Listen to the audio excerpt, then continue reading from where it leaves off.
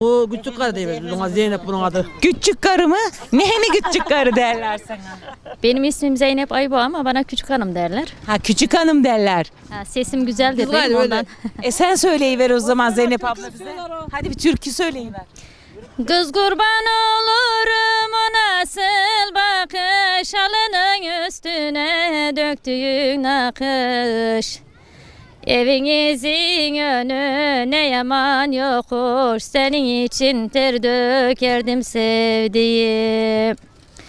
Yükseklerden esallardın sen bana, ta küçükten kanım kaynardı sana. Çok zaman mı geçti bilmem aradan, ak düşmüş saçına hayırsız.